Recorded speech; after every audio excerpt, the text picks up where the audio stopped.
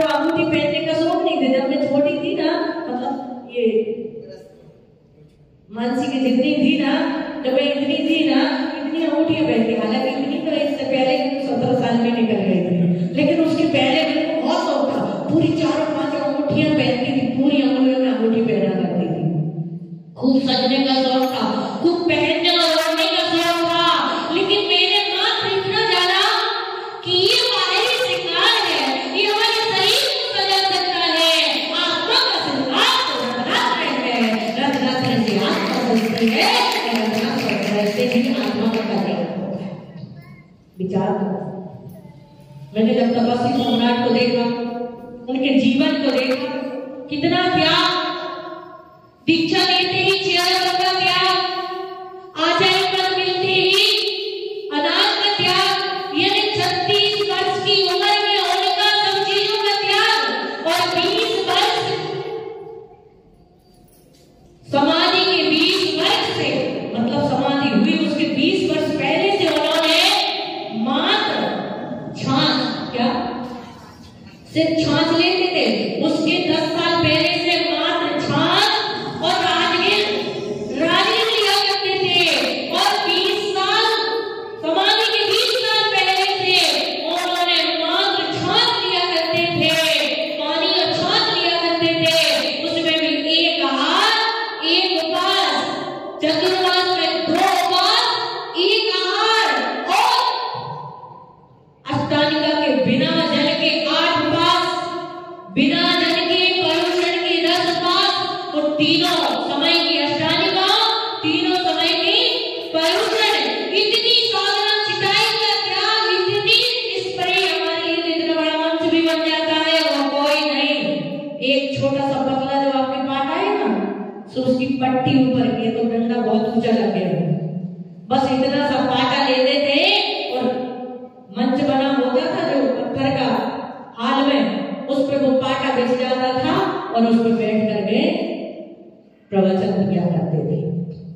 इतना निष्प्रही संत आचार्य विद्यासागर जी महाराज ने भी अपने प्रवचन में एक बार कहा था कि चतुर्थ काल की यदि साधना देखनी है तो तपस्वी सम्राट सर्वमति सागर महाराज होते थे। इतनी साधना उनकी थी। और जब वो रास्ते में चलते थे, एक बार रास्ते में चल रहे थे, कहीं यात्रा में जा रहे थे, किसी ने कहा कि जंगल का रास्ता यहाँ से शॉर्ट पड़ता है, तो शॉर्ट रास्ते के जंगल में निकल गए। बाहर के सारे लोग थे, कई जगह ऐसी होती है समाज कोई नहीं होती है, तो चलना पड़ता है। किसने बोल दिया जंगल का इधर का रास्ता है, इधर से आप अंगी गाने गाँव में जल्दी पहुंच जाएंगे, शॉर्ट का रास्ता है। चल तो दिया रास्ता, आगे जाकर के 2 मिलते ये भयानक जंगल है। अब बोलो इस रास्ते से जाना, इस रास्ते से, सब असमंजस में थे। इतने में देखते क्या है कि एक सुंदर सी महिला पूरे श्रृंगार के साथ लाल साड़ी पहन करके आती है। वो जैसी लाल साड़ी पहन करके आती है, और उससे पूछती है, जो साथ वाले होते हैं, कि फलानी जगह जाने का रास्ता कहाँ से है। उन्होंने कहा कि ये रास्ता यहाँ से है, आप यहाँ से सीधे चले जाओ। उस समय तो सब घबराए थे कि आ तो गए जंगल में, जाएंगे कहाँ से। और उससे महिला से पूछा आगे बढ़े, लेकिन बाद में याद आया कि इतने भयानक जंगल में अकेली औरत सजी धजी शिकार की हुई सुंदर साड़ी पहनी हुई कहाँ से आई। और पीछे पलट के देखा तो वहां पर कोई महिला नहीं थी। लोग रात में सोया करते थे उनके रूम में। गुरु महाराज सिर्फ एक करवट से सोते थे, 4 टाइम की साधना किया करते थे, और उत्कृष्ट रूप से, जघन्य रूप से नहीं, 48 मिनट की नहीं, 2.25 घंटे की, वो भी खड़े थे, कैसे बैठ करके नहीं। कितने भी बुखार हो, बीमारी हो, उन्होंने कभी भी अपनी चर्या से समझौता नहीं किया। ऐसे यहाँ उत्तर भारत में इस तरह थोड़े कम रहे, राजस्थान में उनका प्रवास ज्यादा रहा। आज तो ये टीकमगढ़ में चतुर्मास हुआ है ना, टीकमगढ़ में उनका चतुर्मास हुआ है, और भी थोड़ा बहुत यहाँ सारी बुंदेलखंड की यात्रा उन्होंने की है। लेकिन राजस्थान में विशेष प्रवास रहा, महाराष्ट्र, और कहते हैं कि एक बार हम लोग छाछी अकेले लेते किया करते थे। उस समय रास्ते में बिहार चल रहा था, उनके संग में जो मेना भाई संघ संचालिका थी, उन्होंने अपनी बाल्टी ली, अपना पात्र लिया और दूध के लिए घर जाती है जिसके घर में गाय वगैरह दिख रही थी। उन्होंने कहा कि अम्मा मुझे दूध चाहिए। वो अम्मा कहती है कि मेरी गाय तो है, लेकिन मेरी गाय ने भी कुछ दिन पहले ही दूध देना बंद कर दिया। वो अम्मा कहती है कि भाई एक बार प्रयास कर लो, आसपास कहीं दूध की व्यवस्था नहीं हो रही है, आप प्रयास करो, हो सकता गाय लग जाए। और मेरे महाराज सिर्फ छाछ लेते हैं, यदि आप दूध नहीं मिला तो हमें कल पानी से ही हाथ चलाना पड़ेगा, जल का ही हाथ चलाना पड़ेगा। बोले क्या बताऊं, कहां से दूं? वो जाने लगती है जब गाय के रवाने की आवाज आती, गाय गौर से देखने लगती, रवाने लगती है, और जैसी गाय रवाती है वो मां कहती है कि अम्मा जी रुको, मैं प्रयास करती हूँ, मैं प्रयास करती हूँ, यदि आपके दूध के पुण्य से दूध निकल आए तो ठीक है, नहीं तो गाय को दूध देना बंद कर दी है। और जैसे उन्होंने थक धोए दूध लगाने के लिए प्रयास किया, कहते हैं कि उस गाय ने दूध दे दिया, पूरी तपेली का दूध उस गाय को दिया। और जितने दिन गुरु महाराज उस गांव में रहे, रोज दूध दिया। अब गुरु महाराज बिहार करके चले गए, और जब बिहार किया तो वो अम्मा पहुंची, बोले फिर से मिलेगा दूध, फिर लगाने पहुंची तो गाय ने दूध नहीं दिया। कहने का मतलब ये होता है कि जब संत तपस्या की, साधना की कसौटी पर कसता है तो देव लोग भी आकर के उनकी साधना में सहायक हुआ करते हैं। ऐसे ही लेकिन हम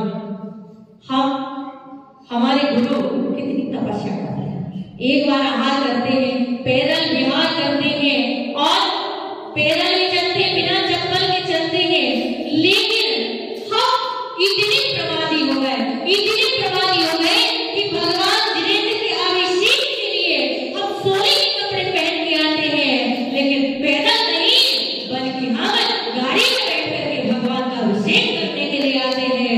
जिन गुरुओं ने हमारे जिंदगी भर के लिए पूरी धरती नाप दी, क्या काश्मीर से कन्याकुमारी तक पूरी धरती नाप ली।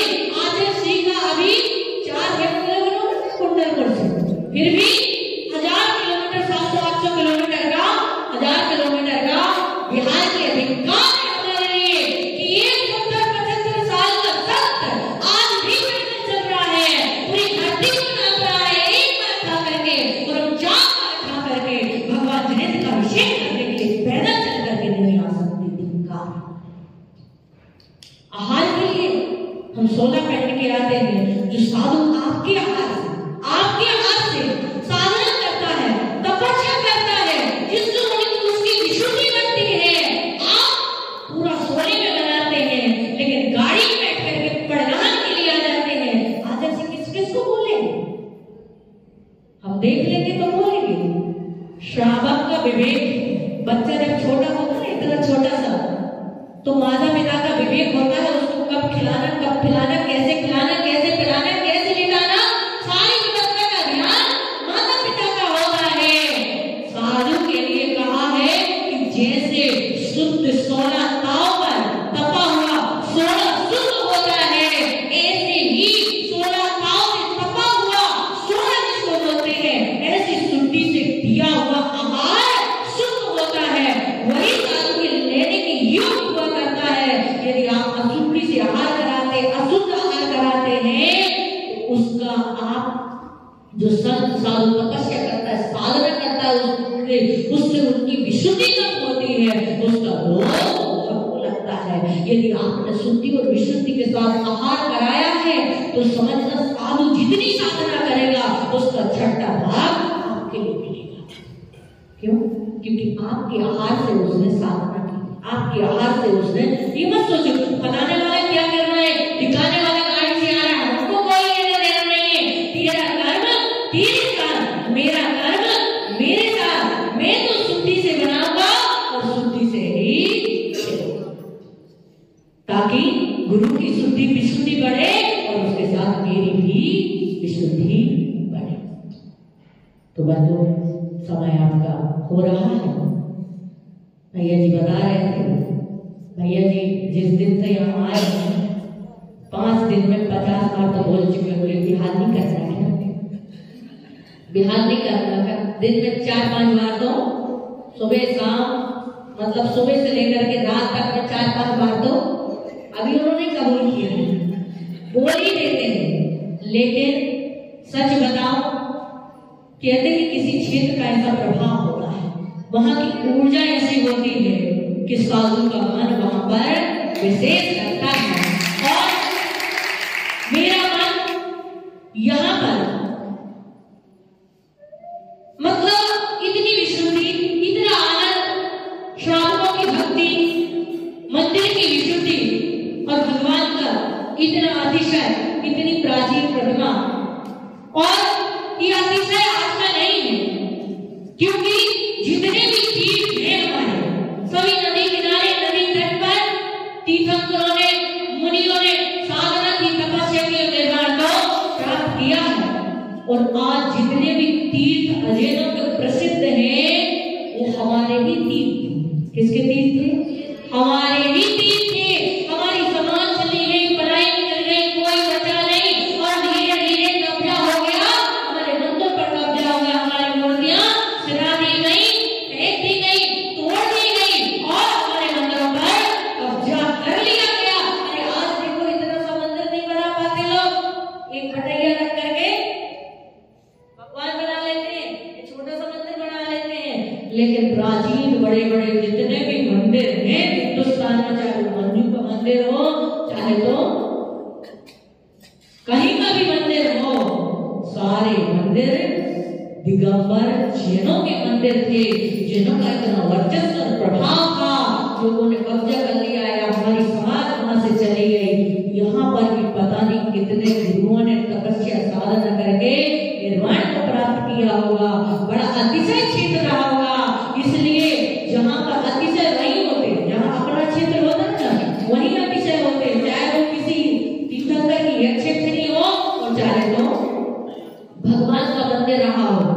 क्योंकि यक्षेत्री जो होते वो बोलते हमारी देवी है, तो अपनी देवी बना करके वो पूजने लगते हैं, और भगवान जो होते हमारे उनको इधर उधर कर दिया करते हैं। और उस जगह का प्रभाव, उस जगह की ऊर्जा इतनी ऊर्जावान होती है कि अपने आप वहां पर विशुद्धि और अतिशय हुआ करते हैं। ऐसे ही यहाँ पर रहे, बहुत अच्छा लगा, सबकी भक्ति, सबकी भावनाएं, इतनी छोटी सी समाज, छोटी सी समाज, बाकी जगह से तो बहुत छोटी है, लेकिन उसके बावजूद भी सबकी भक्ति, सबकी भावना बहुत अच्छी है सबके लिए। मैं यही कहूंगी कि हम ज्यादा कुछ त्याग ना कर सके तो इतना त्याग जरूर करें कि हम जब मंदिर आए तो जूता चप्पल पहन के मंदिर ना आए, और जूता चप्पल पहन के भी आए तो कम से कम सोने के वस्त्रों में गाड़ी से ना आए। हम संतों के पदारोहण, जन्म दिवस, अवतरण दिवस, दीक्षा दिवस बना करके कोई ना कोई संकल्प जरूर ले, हम लोगों को देख करके कि हमारे संत कितनी तपस्या करते हैं, हम कुछ त्याग नहीं करा पाते। एक जगह एक महिला थी, बोले माता जी आप लोग आ जाते मुझे बड़ी तकलीफ हो जाती। मैंने कहा है, बोले तकलीफ इसलिए हो जाती कि आप लोग त्याग व्याग दिलाते हैं और वो त्याग व्याग होता नहीं है। मैंने कहा तो कल तो मैंने आपको त्याग दिलाया था, त्याग दिलाया था कि 12 से 5 बजे तक चाय नहीं पीना, फिर कैसे त्याग किया? 12 से 5 बजे तक चाय नहीं पीना, फिर कैसे त्याग किया? बोले माता जी 20 बार चाय पीती हूँ। कितने बार? 20 बार चाय पीती हूँ, चाय का त्याग नहीं कर सकती। तो मैंने कहा फिर किया कैसे? कल ये बोली माता जी क्या बताओ,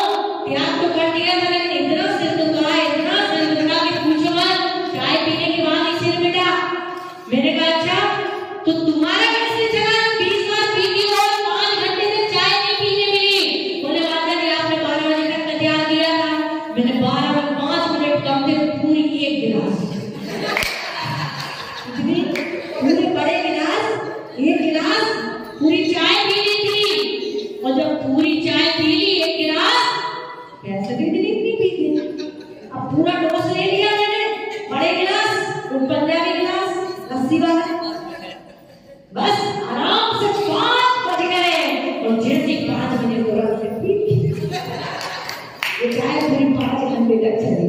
ऐसे हमारे क्या होते हैं, त्याग होते हैं और कहते हैं कि हमारी आत्मा का कल्याण होगा। ऐसे हमारी आत्मा का कल्याण होने वाला नहीं है। हम इस मनुष्य पर्याय को यदि सार्थक करना चाहते हैं तो अपने जीवन में थोड़े थोड़े से नियम लें, संकल्प लें। मैं ये भी बताया, एक दिन का भी टाइम नहीं था सोचने का, सामयिक कर रहे थे, विचार बना, मेरे गले में चेन थी। आज हमारे आचार्य सौभाग्य सागर महाराज जिसकी दीक्षा हम दोनों ने एक साथ ली। देखो योग देखो कि हम दोनों ने दीक्षा एक साथ ली थी और आज के दिन, हालांकि दीक्षा दिवस नहीं है, घाटी का दिवस है, आज के ही दिन उनकी माता श्री ने, की माता श्री ने, उन्होंने भी अभी 8:30 बजे उनकी भी दीक्षा गुरुदेव के चेन थी गले में, वो बोले मुझे भी चेन चाहिए और कई दिन से चल रहा था, मैंने कुछ पैसे भी दे दिए थे लेकिन बोले खर्च हो गए और मुझे अब चेन नहीं चाहिए, ब्रासलेट ऐसा करके काफी हम लोगों का संवाद चल रहा था। मैंने उनसे कहा कि तुम्हें चेन चाहिए, बोले हमें चेन नहीं, अब तो ब्रासलेट चाहिए। उनको पता था कि दीदी निकाल के दे देगी। मैंने सोचा जिस दिन से गले में चेन आई, कभी कभी विचार करती पकड़ रही है, मैं सोचती हूँ आप लोग गले में इतनी सारी चेन है, मेरे पास एक चेन थी, मुझे इतनी बेचैन थी और मैंने जिंदगी भर के लिए चेन का त्याग कर दिया। और आप लोगों के पास पता नहीं कितनी चेन है, पता नहीं आप लोग कैसे तो बता रहा था कल, ससुर जी चेन देते हैं और बाद में उनकी बेटी पूरा सब चेन दे देती है। तो जो भी है, और जब बैराग होता है, मैं गुरुदेव से कहती थी, गुरुदेव जब मेरी दीक्षा हुई तो मुझे सजने का बहुत शौक था, पहनने ओढ़ने का बहुत शौक था। मैंने कहा जब मेरी दीक्षा